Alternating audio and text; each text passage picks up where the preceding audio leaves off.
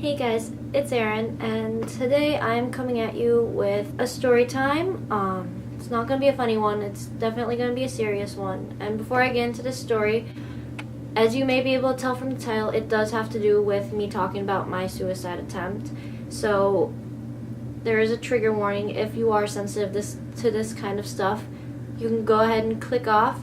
But I'm telling this because obviously right now with the whole Logan Paul situation, suicide is being talked about a lot right now, and I figured this is, I guess, a good time to kind of get my story out there.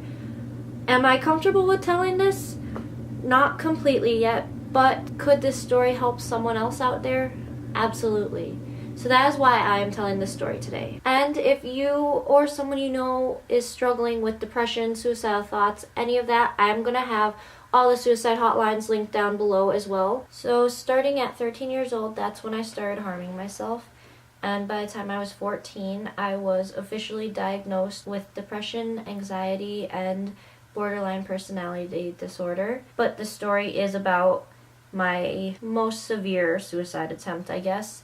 So that is the one we will be focusing on today. So when I was in 11th grade, everything started going downhill. I didn't care about school. I was in with the wrong group of friends. We were just making really bad decisions.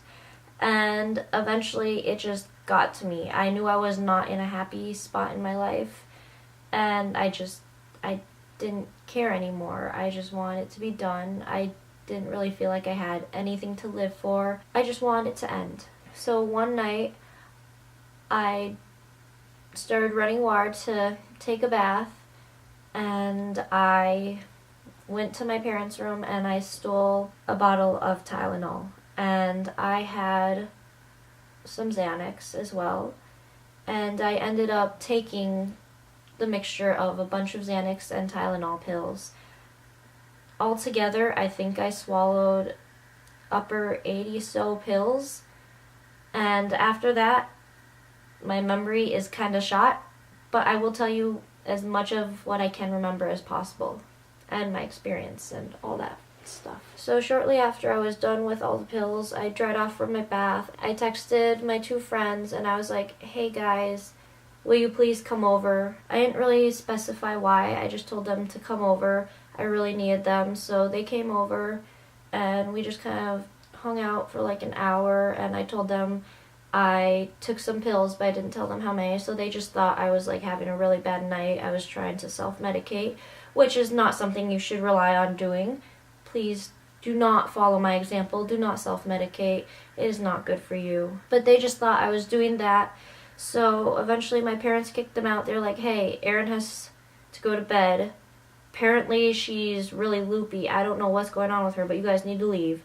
So my parents kicked my friends out, and then they were trying to get me to tell them what I took. They were like, Erin, you are not acting like yourself. You can't even get up the stairs. What is going on? And I was just like, nothing, I'm fine. But that night, my room was on the third floor. So we had the basement, the main floor, and then my room. And my parents my dad had to help me up to my room because I could not even walk up the stairs by myself. I was so out of it. So eventually my dad brings me to my room and puts me in bed, and I just remember I start puking so much. Obviously my body did not like what I put in it. It wanted to fight. It wanted me to stay alive. And I was throwing up all night. I vaguely remember that at one point I realized my dad was sleeping right next to me because he was so concerned. At one point he brought up a bucket because I couldn't stop throwing up that whole night. So he was staying in my room because he was so concerned with me. And obviously I didn't go to school the next day because they knew something was wrong. They were like, maybe Erin's just really, really sick. We don't quite know yet. But I ended up having a doctor's appointment, coincidentally, that same day. It was supposed to be after school, but we went to the doctor's and it was just to get my meds checked on, and I was still throwing up. So I get to the doctor's office, I'm in the waiting room, I'm like, hey guys, I've been throwing up all day, do you have like a bag or something? So they give me a bag and I'm waiting, And eventually I get called into my doctor's office. They call me in and they're talking to me, and I'm still like nauseous and don't really quite know what's going on. But at one point I do remember telling my doctor, hey, I took over 80 pills. I need help. And everything just turned serious. They were like, Erin, you need to get to the emergency room right now. We can either call you an ambulance or your dad needs to take you right now. And my dad was like, I will rush her there right now. I know exactly where to go. I know how to get there. I will bring her there. I think my doctor actually called the hospital ahead of time and they were like, hey, Erin is coming in. She overdosed and she's coming in. She'll be there soon. So my dad drives us to the ER and I don't remember checking in or anything, but next thing I know, I'm in a bed and I'm just like falling in and out of a sleep, going in it between throwing up and sleeping, I guess. And I remember I was in like my own private room, but I had like a big buff dude standing right outside my door. So I'm sure I was on like a 24-hour like physical watch thing, you know? So I'm pretty sure that's what was going on, but I just remember every time I would like wake up to throw up, I would just see him looking at me. And yeah, eventually I got moved from that room because it wasn't like an actual hospital room. It was like I don't know. It didn't have much stuff. I imagine it was like a holding area, but I can't remember too well. But yeah, eventually I got moved to an actual hospital room. And I remember at one point they told me that I have been throwing up so much that they will not need to pump my stomach. They were just going to let me keep throwing up, so I think that's a good thing. I've never gone through this. I don't know what it's like to have your stomach pumped. But from what I've heard, it's very extreme, and it's a good thing it was not to that extent. But then I was admitted into the hospital. I had my own room. And the first 3 days, I could not eat. On day 3, I tried eating just a piece of fruit, and I threw that up completely. My body was just completely rejecting anything I tried to put in it. Food, water, juice, it just was not having it. And then, by day 4, I have not gone to the bathroom at all. I've not peed, I've not pooped, but you do have to remember, I have been doing nothing but throwing up for the past 3 days, so I wasn't too concerned. Plus, I didn't really even know what was happening around me still. But I do remember they were like, Erin, it's been 4 days. If you do not pee sometime today, we are going to have to put a catheter in you. And eventually that day, I managed to pee. So I stayed in the ICU area for about a week. And then after that week was done, I was moved to a different part of the hospital, and I had to stay in the psych ward. And this is not my first time in the psych ward. If you guys want to hear more about what it's like in the psych ward or my other trips, I can tell you if you want. It wasn't my first time there. I knew the drill. I knew what to do. I knew what it would be like. I knew, for the most part, what I should expect. So I spent a week in the psych ward as well afterwards. So in total, I stayed in the hospital for about 2 weeks because of this. This whole thing, it completely took a toll on my whole family. And I feel so bad for that. My brother is the one who shares a bathroom with me. When I was living at home, me and him shared a bathroom.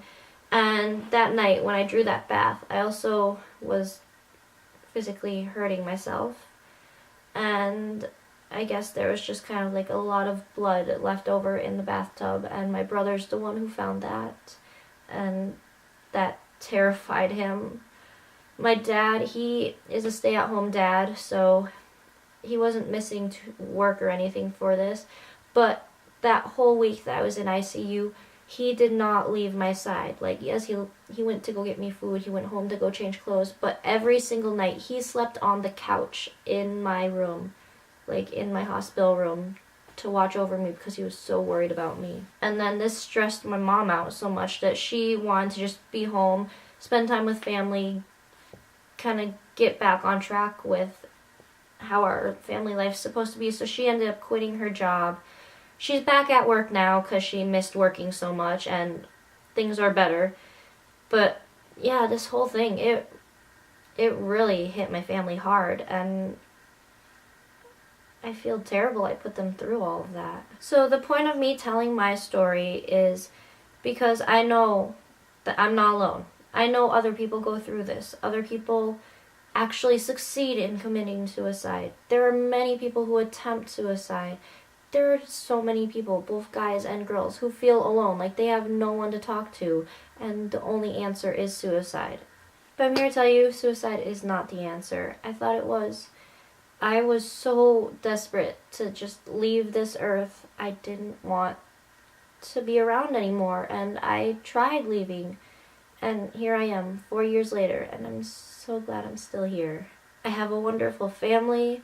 I have the world's best cats. I know, go at me in the comments, it's okay. I know your cats are better than mine, but in my opinion, my cats are my babies. And they light up my life. I have a boyfriend who I very much care about, and life's just better. And it will get better. It'll get better for you, I promise you. And if you are struggling, if you feel like you have no one to talk to, my DMs are open on Twitter, on Instagram. You can send me a message on here. I'm here for you. If you feel like you have no one, I am. Alright guys, so that's my story. That's all I have for you guys today. Maybe you got something from it.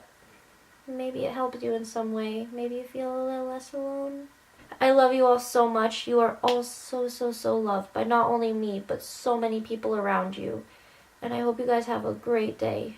And I hope you guys have a great 2018. Happy New Year's, guys. Bye.